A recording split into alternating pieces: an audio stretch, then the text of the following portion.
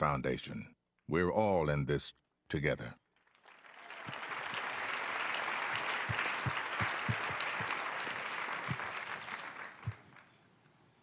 Well, good afternoon. I'm Matthew Bishop. I'm New York Bureau Chief of The Economist and author of a book called Philanthropia, which really is about the partnerships that are going on in philanthropy and with government and business nowadays. And President Clinton, I think, was one of the first world leaders to really see the importance of partnership, which has now become the buzzword that we all talk about and the process that everyone here is engaged in. And the purpose of this panel is to look at how these partnerships can be made as effective as possible, and how as a society, how as a world, we can all take the big bets, the stretch bets, the right amount of risk that really pushes us to achieve the maximum potential for this partnership movement. And we have a great panel to discuss these questions with.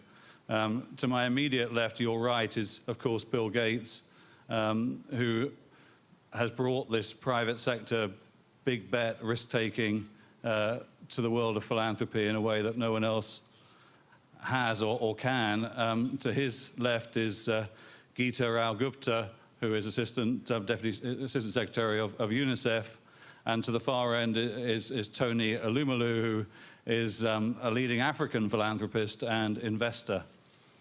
And I wanted to start, Bill, by building on a discussion we were having backstage. The world at the moment is having this discussion in New York about what follows the Millennium Development Goals.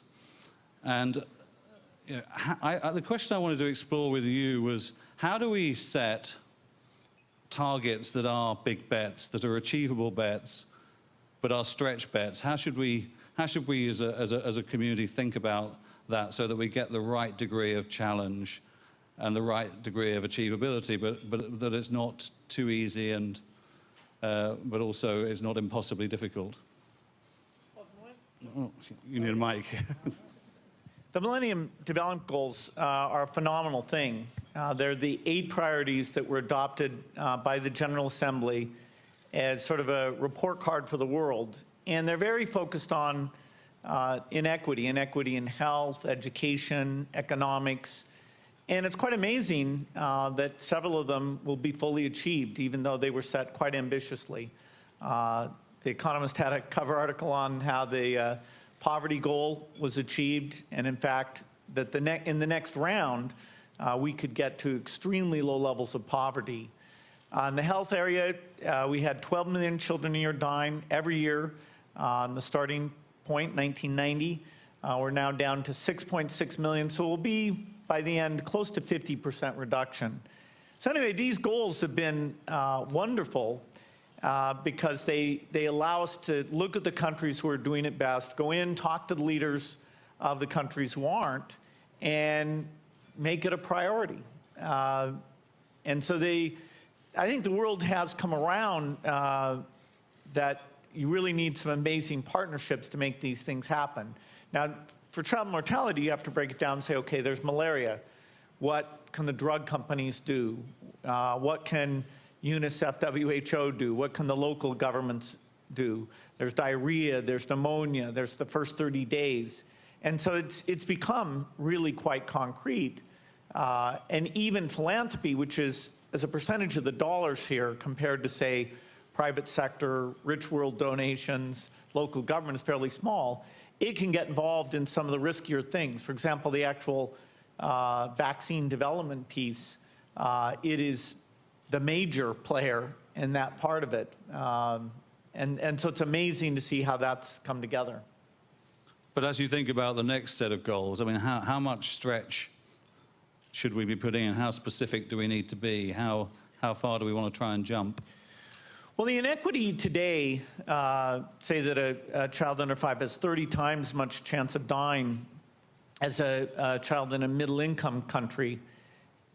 We have a chance in this next 15 years to largely eliminate inequity.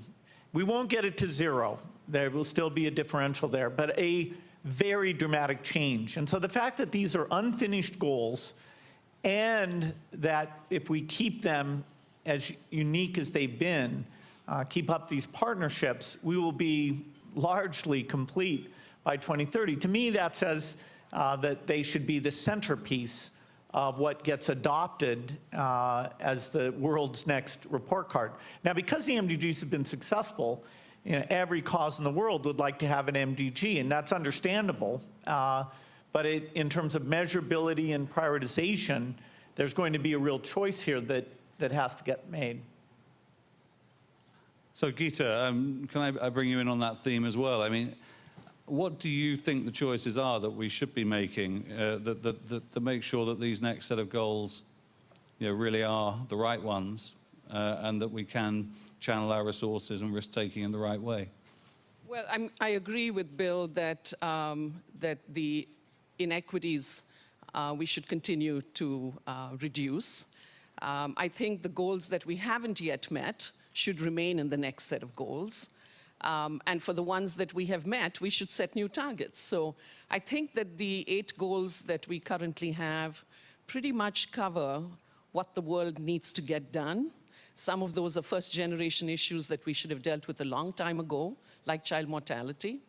And we have a ways to go with that, ending preventable child deaths. So I'm hopeful that the next set of goals will keep the same issues, but be a little more ambitious looking forward. Because I think over the past 15 years, we've learned a lot about what we can do, and there have been new innovations and new technologies developed, new ways of working together that I think can allow us to be a little more ambitious this time around. Now, Tony, from an African perspective, what are the big bets that you would like to see the world making in terms of developing Africa? I grew up in Africa. I was educated in Africa. I work in Africa, and my philanthropy is focused across Africa. What I have realized in my career, in my living in Africa, is that the private sector has a key role to play in helping to actually move the needle in a sustainable form in Africa. And as we talk about next phase, what I consider important will be those things, in our view, that can help create a much more competitive African environment, realizing that if the private sector does well in Africa, then it will help to a large extent in solving mankind's problems. If you take power, as I was discussing with Biz not too long ago, for instance, there's a limit to how much, in terms of concrete impact, we all can make in Africa if we didn't fix power. So I think, in talking about partnership and way forward, we should all begin to think of those catalytic and mission-critical initiatives and approaches that will help us create sustainability. Thank you. Can I just add that there are, however, issues that were left out of the last goals that we have learned a lot about in recent years, or they have emerged as issues that need attention. One of them is violence against girls and women, for example. Another one is early childhood development and the investments that can be made then that have lasting impact. So there are some new issues, and I'm hopeful that some of the conversations will allow goals to be crafted around those kinds of issues as well. Now, Bill, as you think about how you put your and Warren Buffett's money to work, tell us a bit about how you think about risk and return. Where do you think how do you decide where you put your money to get the maximum bang for the buck? Well, obviously, you don't want to go into an area that's already well covered. And because philanthropy is small, even compared to aid budgets, you have to pick something that is probably risky and therefore not likely to be taken up by aid budgets. Inventing new vaccines, governments other than the US really don't get into that upstream R&D. And that's a global public good. As Africa develops, it's not going to get organized to finance a malaria vaccine for itself anytime soon. So, you know, it's very complementary. I totally agree the private sector growing, we need those roads, we need that electricity in a big way. But to go with that, you know, about 5 or 6 magical new vaccines are needed. And so that's a great place to specialize. Now that's very risky. You're going to have a lot of different oars in the water to have a high probability, say, in the next decade of succeeding in that. And you're going to need partnerships. You're going to have to work with universities, with NIH, and particularly with the pharmaceutical companies, where there's a lot of expertise about trialing and manufacturing that only exists with them. And so crafting exactly how you work with them is important. We do a report card called the Access to Medicines Index that rates all the pharma companies according to how much they do for poor people. And it's been great because every year the bar has gone up. The ones at the top want to do more, stay at the top. The ones at the bottom definitely see that, and their employees see that, and so they pushed forward on it. You know, some things are very risky. Take polio eradication. It can only work if every country in the world manages to get those polio drops out to over 90% of the kids. And so now we're down to northern Nigeria, northern Pakistan, a big outbreak in Somalia recently, where getting access to those kids is very tough because the rumors about these people are from the West, they're from the US. The US uses vaccination campaigns for bad things. You know, that has really overwhelmed the kind of trust and knowledge that you want to allow those vaccines to come in. And we could fail. You know, we raised a little over $4 billion in a summit earlier this year, and everybody endorsed the plan that runs till 2018. But you know, it's the kind of thing that the world should take on, because if you succeed, it is so incredible. It will save several billion a year, and it'll energize global health. But it's not an easy thing. It's not like building the wing of a museum where it probably will get done. This one, it should get done. I mean, some people would say, you know, there are so many things you could be spending your money on. We've basically got rid of most polio deaths. Is it really worth all that extra effort for that one last few steps that will mean complete eradication? Shouldn't we be putting the money somewhere else? Yeah, that's sort of a math test. The only reason we have so few cases right now is because we're spending so much money. If you stop spending the money before you get to zero, then it goes back and hundreds of thousands of kids are killed and paralyzed every year. If you wait and stop spending that money after you get to zero, then it's kind of nice. Then you take that money against pneumonia, diarrhea, neonatal, whatever those other causes are. And so you really have to judge, can it be done? Because the whole credibility of the global health endeavor is now very much tied up in this, which, you know, will Boko Haram and Borno State allow in some of these local government areas, will they allow access to those kids? That's what this thing rests on. And, you know, there are days where, you know, I worry we won't get it, but overall, I'm quite optimistic. And you mentioned the F word of failure. Some people say, as they look at the business sector and they compare it with the philanthropic sector, that in business, you take failure occasionally as a badge of honor because you tried something, it didn't work, you learn from it and so forth. Whereas in the philanthropic world, it really is a swear word. People don't talk about it. There is a sense that people don't maybe take enough risk. How do you feel about that? Is that a fair critique? Well, people don't take enough risk. That's fair. And they try and probably do too many things, because if you want to take a big risk, you have to really be able to develop deep technocratic understanding of the science, the tools, the social science factors that weigh into the delivery. Philanthropy should be taking much bigger risks than business. If these are easy problems, business and government can come in and solve them. So, you know, probably the most risky thing our foundation does is the money we spend in the United States, where our top priority is changing the teacher personnel system in K through 12 education so teachers get feedback.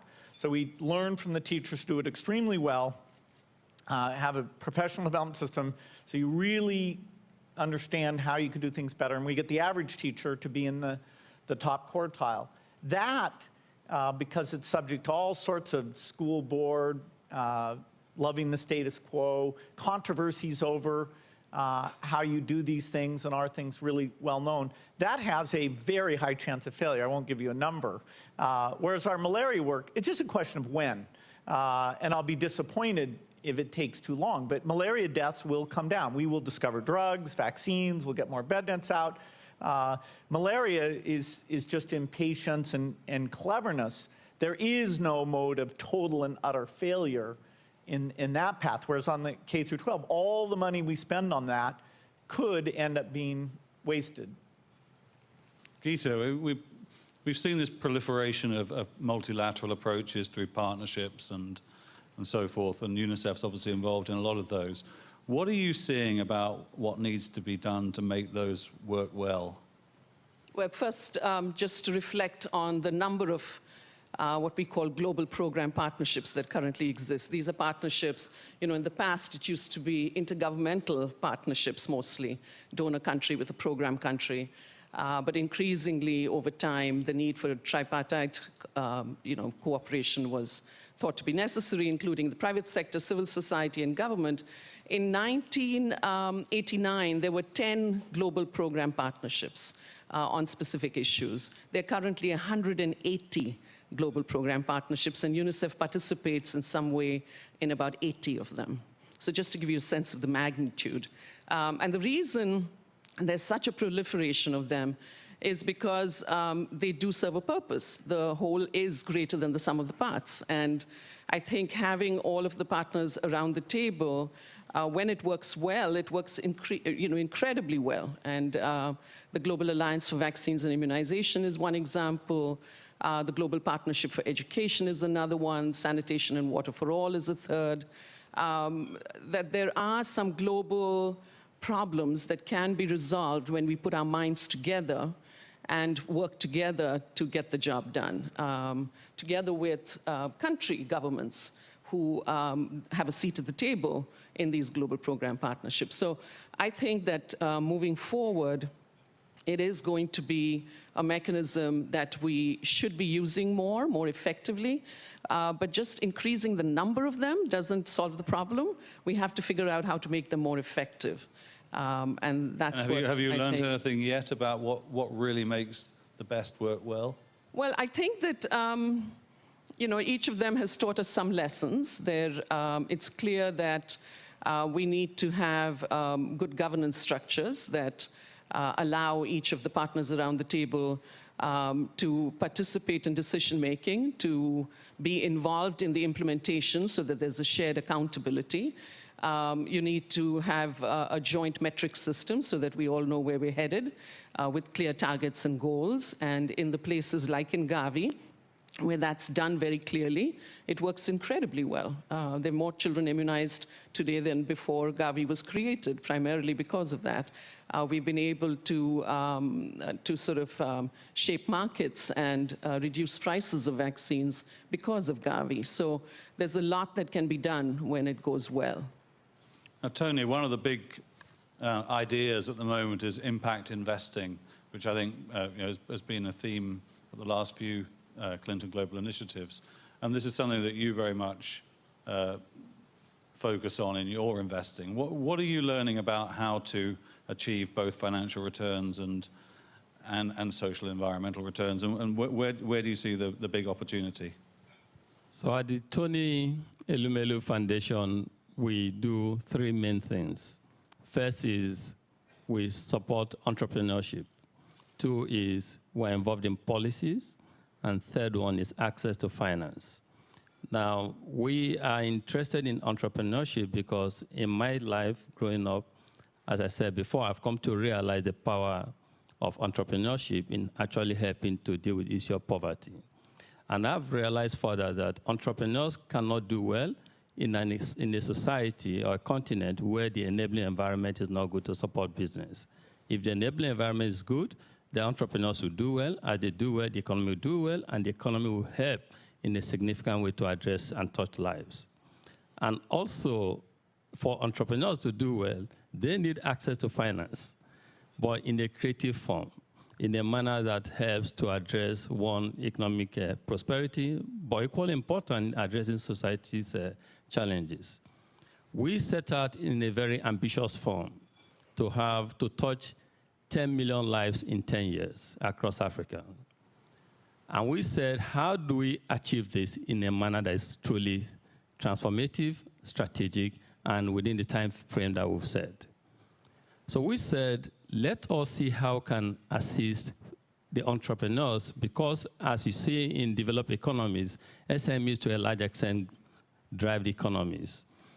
Africa is where maybe the developed world it was so many decades ago. So indeed, actually, in developing or prescribing approaches to dealing with African issues, to a large extent, a local understanding of the issue is very, very important, what is more and what is significant. So we felt that access to finance can help. And one of the things we've done in recent times is in partnership with the Rockefeller Foundation.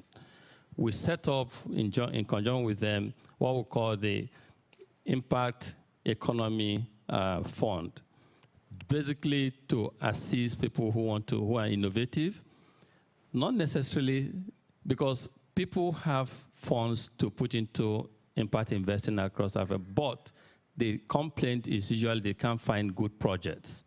So we felt that the most significant thing to do is to help companies, institutions that would help the SMEs and entrepreneurs that are upcoming to prepare them to be at the state where people would like to invest in them. And we think that such engagements will help in a very significant way to touch lives. We also think, as I said before, that if you take power, for instance, if you take transportation, look at agricultural produce in Africa. Over 60% of agricultural produce in Africa is lost, is perished, because of access to transportation to where it is needed. If you look at power, even a lot, all sectors, as Bill and I discussed before and agreed, there's a limit to what can be achieved because of lack of power.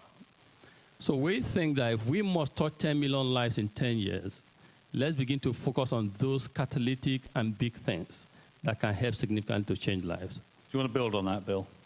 Yeah, I totally agree with what you're doing, but I do think Nigeria is an interesting case where you can get economic development that's going fairly well, and yet your human indicators, childhood death, particularly in the north, because certain basic systems there aren't run very well, you're not making progress. And so, we see health statistics in the neighboring countries that are way, way poorer, that are slightly better than the north. So the two can get out of sync. I think Bill is totally right.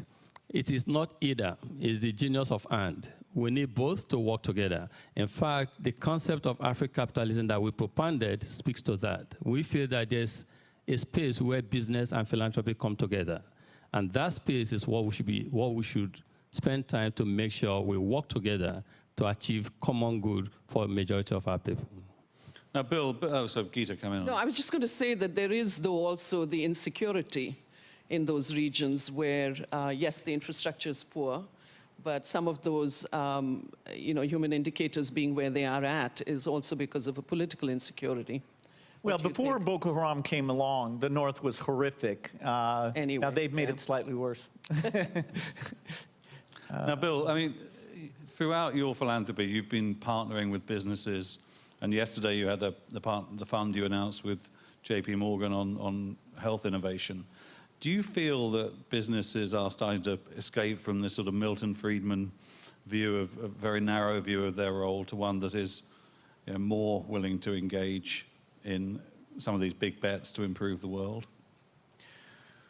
Well, the private sector is the biggest force in terms of dollars, in terms of innovation, and often that takes the form of trickle down, where, say, a medicine will be invented for rich customers, and then it's made available over time as the patent expires, the manufacturing gets more efficient. That's done an amazing amount of good. Unfortunately, that model doesn't work for everything because rich people don't get malaria. One truly ironic thing was a drug was developed for rich little dogs, because these dogs had a real problem. They had worms. And people wanted to pay to get rid of their dog's worms. And so it was a great market. Ivermectin was created for that. And then somebody said, well, let's try it on humans in Africa. They've got worms too.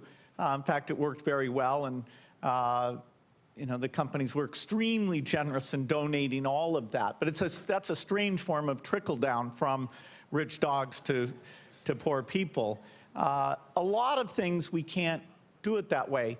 I will say that in terms of these partnerships, it's sometimes interesting that the nonprofit thinks the for-profit guys are evil.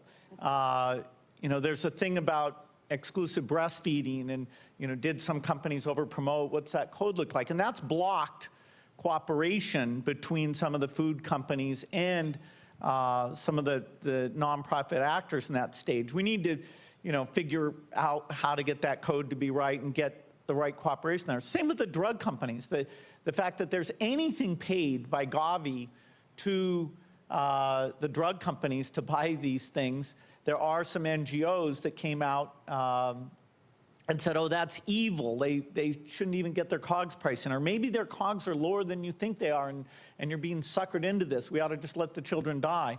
So I disagree with it. But bridging the gap between the way the private sector thinks about things and what's reasonable to ask them to do, and the nonprofit people who know how to deliver this stuff and really are devoting their lives to it, trying to get the best of both worlds out of that often takes a middleman sort of listening to both points. I feel Gita wants to come in and say business is evil. Just to say that I think that the global program partnerships that we talked about a minute ago are precisely intended to do that. They put everybody around the table together so that we can learn from each other. Do you feel a common language is now emerging and a common understanding? I think that we're finding some common ground, and where the nonprofits want to insist on a certain standard. I think that's a good thing. I don't think that's a bad thing. I think it holds companies accountable too. But there's a lot that the private sector offers, and we have to find a way to talk and work together. What do you think the private sector business world could do better in these partnerships? Well, I think that the exchange of views has helped. I mean, Bill brought up specifically breastfeeding, and which is a issue that UNICEF has held a very strong view on, because it's true from all of the medical data available that when women breastfeed exclusively for the first 6 months, there are very positive health impacts for their children and for the mothers. And there's no getting away from that. It's the truth. The data proves it. So the question is, for companies that advertise and encourage women to use substitutes for breast milk in those first 6 months, that's something that I think UNICEF and other nonprofits should protest. I think that conversation is a very useful conversation to have. Yeah, that's one that's still being worked on. We don't have the ideal. The private sector the code needs to be slightly better and clearer. But I think there's a huge opportunity there. I think people are starting to talk on that one.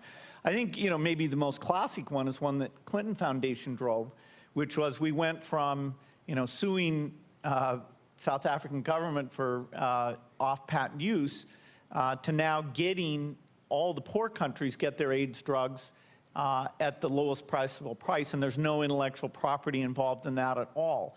That model has been very successful, and now there's quite a few partnerships looking to extend that out to reproductive health supplies. And often you have to make huge volume commitments to get these things into the right mode. Malaria drugs, and every one of these that gets done is kind of catalytic of people looking at, okay, where else could that be applied? The tiered pricing model is a key part of this. Deciding who's in what tier, like what tier India belongs in. Do they belong in 2 tiers? If so, how do you do channel differentiation? It's not trivial, but it's quite valuable.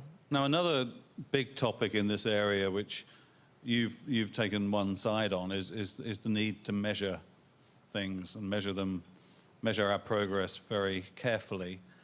How far do you think that can be taken? Can it be taken too far, as some critics have suggested?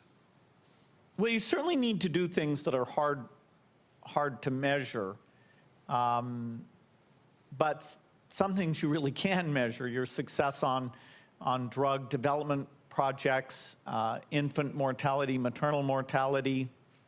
We're trying to measure more the effects of kids who survive childhood but are damaged by malnutrition. And there's a danger that if we don't get so we can measure that, we may not understand the right interventions, and we may not focus on that area enough. There's a huge hidden cost from health that goes beyond death. And you know, it's partly when they do, and this is a very controversial area, they do IQ studies in Africa, the numbers are unbelievably low because you have kids who through malnutrition, cerebral malaria, birth asphyxia, never were able to fully develop mentally. So, you know, we shouldn't, because we're not good at measuring it yet, doesn't mean we should go into that area. So in parallel, we're working on, the Canadians have a thing called Saving Child's Minds, that tries to focus in the area that we're partnering with them on. So anything you can measure, that's great, and the MDGs are, I think, the prime example. And Tony, do you try and measure the social and environmental impact of the investing you're doing, or is this more an act of faith that by creating jobs you're basically making the world a better place? No, we think what gets measured gets done. And so we believe in the concept philosophy of measurement for every intervention that we do. If we want to train, we have a vocational training development center that we just set up. At the end of 5 years, we need to assess in concrete and specific terms, one, how it has helped to support the growth of the private sector and businesses in Africa. In addition to that, more importantly, training people to become more employable. Because at times, the issue with unemployment is not because companies don't want to hire, but it's because you want to hire the right human capital. In the area of education, management education, we also try to measure the kind of intervention and impact we have as it relates to supporting entrepreneurs.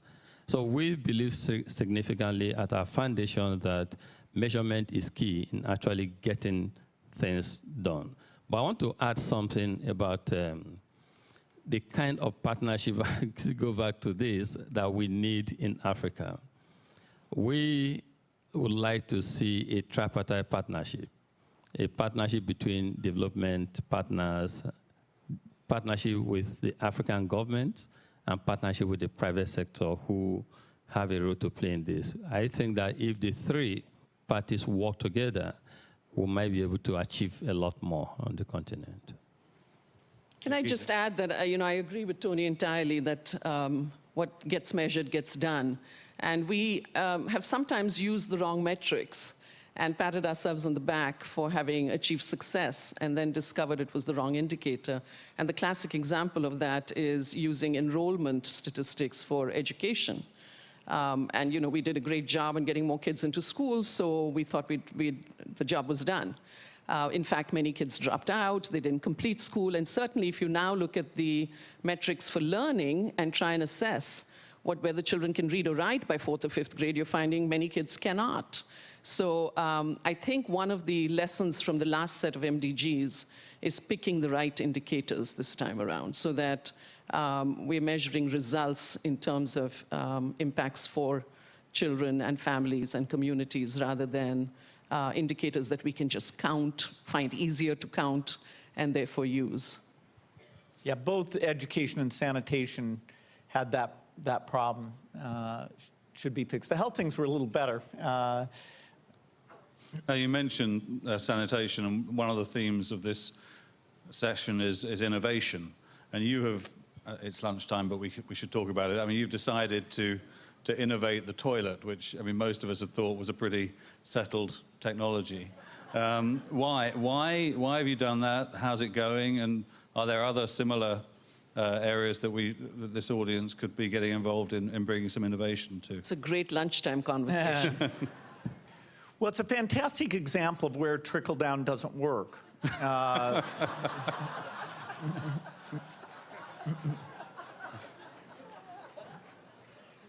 The Rich World toilets are built kind of on a Rube Goldberg scheme, where you bring all sorts of clean water in, you make it dirty, you send it back to a very complex plant that cleans it up. Just the piping system alone, if you were going to do, say, the slums of India, you could never afford it. And so what we need is something whose smell and disease prevention characteristics are as good as the gold standard, which is the flush toilet, but don't require that completely unaffordable infrastructure. And so you have to get the best people in smell, the best people in taking the disease causing the pathogenesis of the waste and get rid of it. And so we had a big contest. Caltech won the first prize. We had 4 prizes. Now we're working on what does the engineering for that look like. It's easier at a community level to create a low-cost toilet, and that's a huge contribution.